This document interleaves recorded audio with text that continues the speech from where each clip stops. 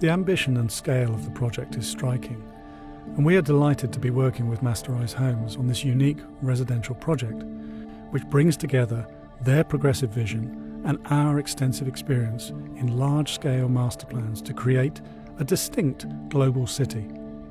This will be our first township in Vietnam, and we are excited to extend our footprint in the country. I think it was the vibrancy of the city. When you go into the city and you start to understand the culture of the place, we spent a lot of time just experiencing downtown Ho Chi Minh City, seeing how people lived and looking very closely at the architecture of the city. And I think that really influenced the thinking for us. What we wanted to do with the master plan was really learn from the traditions and the history and start to interpret that into a contemporary way.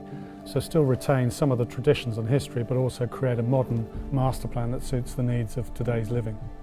The density of the traditional architecture is really interesting. The way that the shop houses, the narrow shop houses, are very densely closely packed together. But even so, they provide a sort of interesting differences. So you look at them and they're all very different in their detail and their materiality. And I think we wanted to learn from that and try and take some of those ideas and recreate them in the way in which we created the density for each of the different neighbourhoods for the master plan.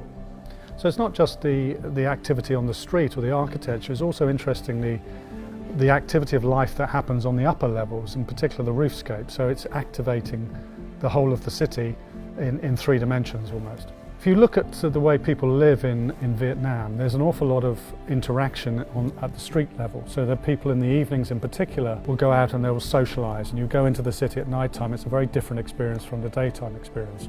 And similarly here, we wanted to allow people who live and reside in this in the global city to actually be able to interact with one another at a street level, and we create these spaces at the front of the properties that allow people to meet their friends and neighbours and engage in a very sociable and community way. When we think about designing not only master plans but also individual buildings, we very much try to look back at history and try and understand the past and be heavily influenced by that. So we wanted to create something that's modern, contemporary, that is suitable for the way in which people live, but very much forward thinking about creating a design for a global city.